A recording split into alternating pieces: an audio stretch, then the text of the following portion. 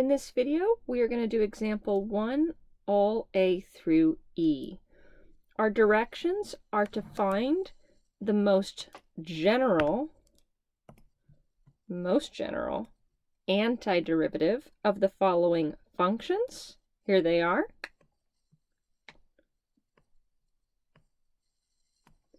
And we're going to check that we are correct by differentiating. Right? It's kind of hard to think in reverse when you were a kid and you were saying, what's 24 divided by 8? You would say 3, but it would take a little bit of time, and then you'd go, yeah, because 3 times 8 is 24. That's what we're doing here. We're checking that we came up with the most general antiderivative by differentiating. All right, so on A. On all of these, when you're trying to find the most general antiderivative, what you should be asking yourself is the derivative of what function is the function that we're showing you here. So on A, we should be asking ourselves the derivative of, actually not just what function, what family of functions, because this is general. Family is that plus c, right? It's describing a whole bunch of curves, infinitely many, in fact. The derivative of what family of curves is e to the x? We can write f of x if you want. The derivative of what function is e to the x? Oh, well, the derivative of e to the x is e to the x. So in general, the derivative of e to the x plus any constant should be e to the x, right? So here is our answer. That's the most general antiderivative for e to the x. And here's our check. When you take a derivative of your antiderivative, do you get the original function, right? This is our check. I think we actually have space to do this here.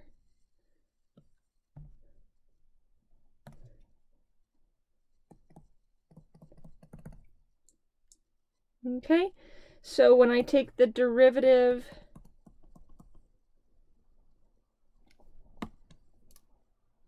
I'm going to actually use my derivative operator notation. Because I'm showing the reader, I'm thinking about taking the derivative of big F. Big F is e to the x plus any constant. Is this f of x? Sure. The derivative of e to the x is e to the x plus the derivative of a constant is plus a 0.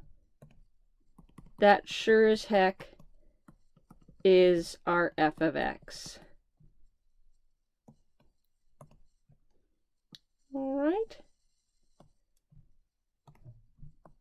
Just a little quick check. Okay, so now the derivative of what function is sine? Remember the derivatives of all your functions that start with a c, all your co-functions? Those are the ones that have negatives. The derivative of what function is sine, you might first think, oh, let's write that sentence in English.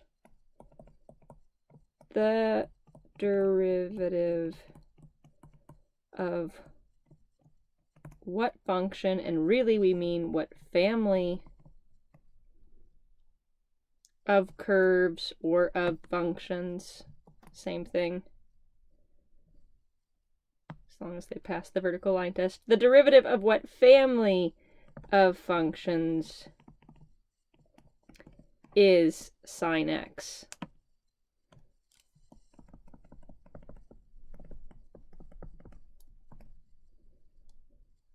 right? Well, the derivative of cosine is negative sine, so it's not cosine. It is a cosine times a minus 1. Cosine x times a minus 1, which is a minus cosine x. And that'll be true for any constant that we add on. There is our answer. Our most general antiderivative of sine is negative cosine plus a constant. All right, I'm going to check down here. When you take a derivative of our antiderivative, do we get our original function back? We sure as heck do. The derivative of minus cosine x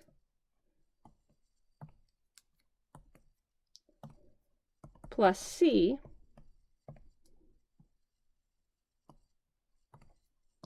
what does that equal to? Give myself a little more space. The derivative of a minus 1 times cosine x is minus a minus sine x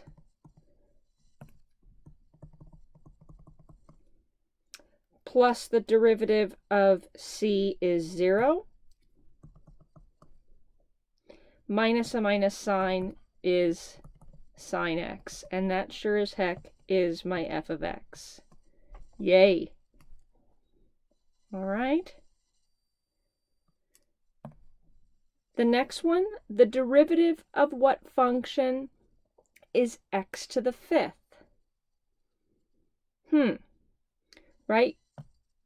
That's a similar question to this one. Question 3. What did you end up doing here? You're having to kind of reverse engineer power rule. You know the power is going to be 1 higher, right? We see that that 3 is now a 4 for our antiderivative. And then we had to divide through by that new power. Why? So that when you took the derivative, you had that nice little times 1 right there.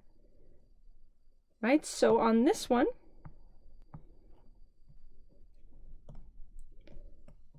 see, I'm not going to write it in English this time. Our f of x is x to the 5th.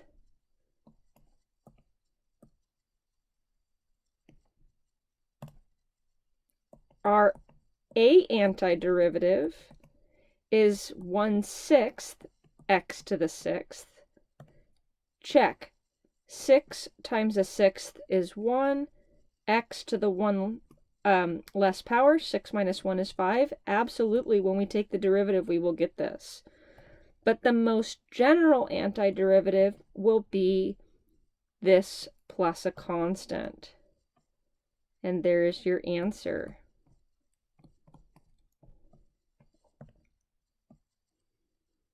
If I take the derivative of yellow, I get green.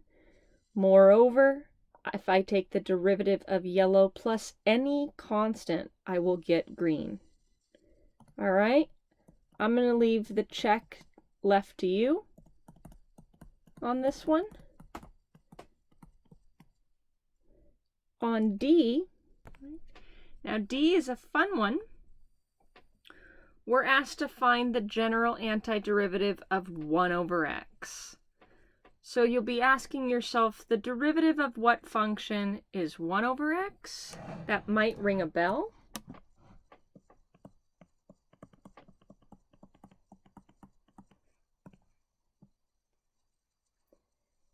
Perhaps you said, well, the derivative of the natural log of x is 1 over x, which is true.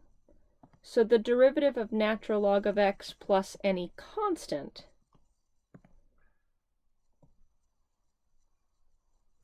will be 1 over x, which is also true. But in fact, this is not quite our answer. This is what we think it is. But in fact, and I'm going to back this up, our most general antiderivative is the natural log of the absolute value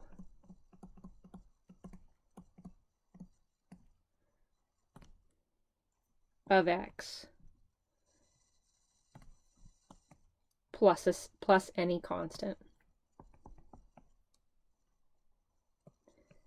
This, in fact, is our answer.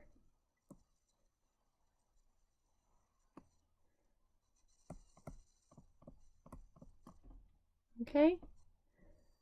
So what I'm going to show, we know that the derivative of a constant is 0, and adding 0 is no change.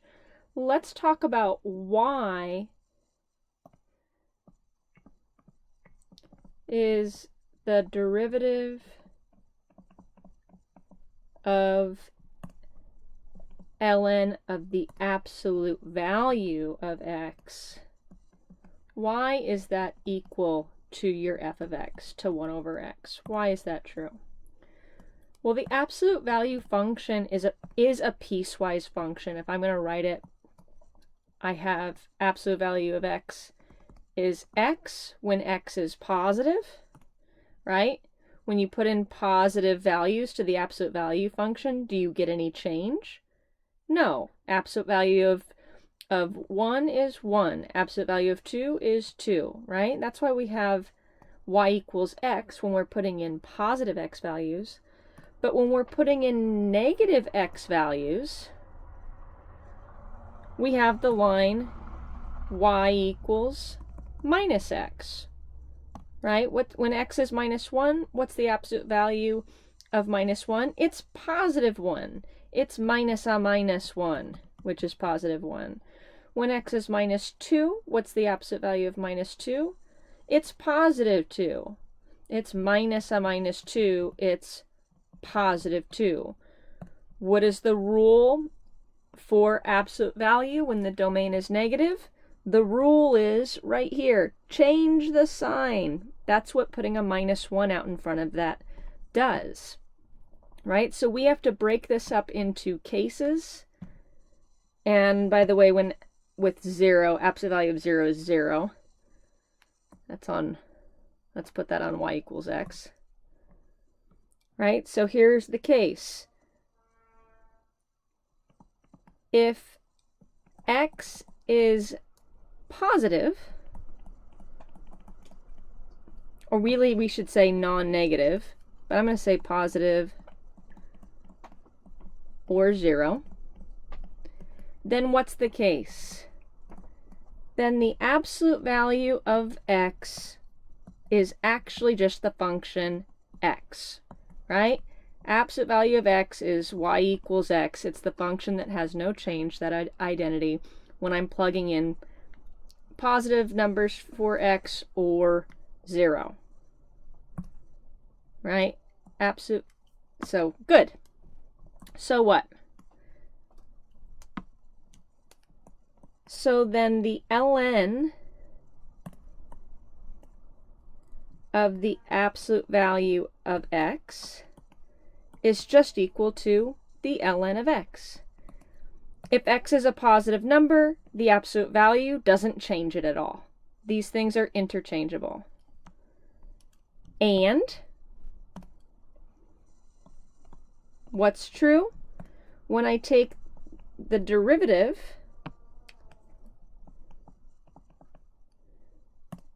of the ln of the absolute value of x, I'm really just taking the derivative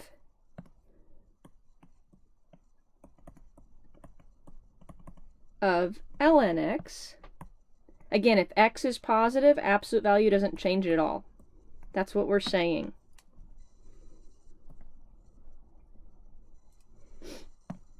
And we know the derivative of ln x is 1 over x.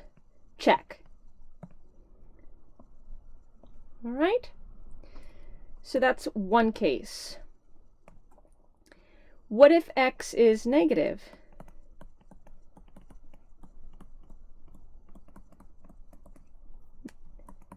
Then the absolute value of x is negative x. Right? We looked at it graphically. We're here on y equals negative x. That's what absolute value of x looks like for x values that are negative. And it looks like y equals x for x values that are positive. If you're a little more analytic, because this might feel weird to write because you're like, wait, I see a negative and I know absolute value is positive, but I'm saying if x is a negative number, its absolute value is a -1 times it, i.e. it's changed the sign. Right? You know, absolute value of, if x is -2, what's the absolute value of -2? It's minus a -2, which is +2. Yeah, that is what we're saying here. Go ahead and change the sign. All right, so what would be the case? The derivative of ln absolute value of x is just equal to, well, what is ln absolute value of x when x is negative? It is ln of minus x. And this one feels really weird to write because you say, wait a second, negative numbers aren't in the domain of natural log. True. That's not what we're saying. We're saying that when x is negative, absolute value of x is negative x. So if that's true, sometimes we forget the power of equality. This symbol is equal to that symbol. All I've done is I've interchanged those symbols. They're equal to each other. All right? And so taking this derivative requires chain rule. The derivative of ln of stuff is 1 over that stuff. The stuff is minus x. Chain rule. What's times the derivative of minus x? What is the derivative of minus x? It's a -1. Oh my goodness. We have -1 over minus x, which is just 1 over x. Check. All right, so I know that's a strange one. But in fact, yes, the derivative of ln x is 1 over x, and the derivative of ln x plus c is 1 over x. But the most general one, in fact, has this absolute value of x. Feel free to read through those two cases to convince yourself that that is the case. All right, lastly, we'll talk about e, which is actually fairly quick. If f of x is x to the n, it's a power function, and n is any number other than -1. Why? When n is -1, that's d, right? 1 over x is x to the -1, right? So, and we just went through pretty rigorously that the most general antiderivative of 1 over x is ln absolute value of x plus c. But if n is any number, any exponent other than -1, how do we go ahead and come up with its antiderivative? How do we go ahead and do power rule in reverse? Well, the warm-up number 3, as well as problem C here, gave us some insight. What we were doing is we were adding 1 to the exponent and then dividing by the new exponent. All right, so in general, right, so e f of x is x to the n, and n is a number that's not minus 1, because then we would actually have question D. How do I come up with an antiderivative? The derivative of what function is x to the n? You are going to add 1 to that exponent and divide by that new exponent. You can either write it like this way,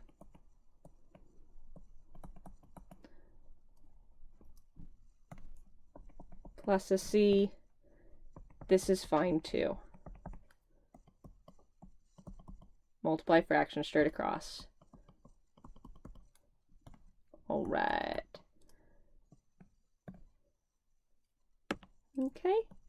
So doing power rule in reverse, you are adding 1 to the exponent and dividing by the new exponent. To find the most general antiderivative, you always just tack on a plus c. All right? Make sure that your exponent isn't a minus 1, because that is this case right here, D. All right. Thank you for watching.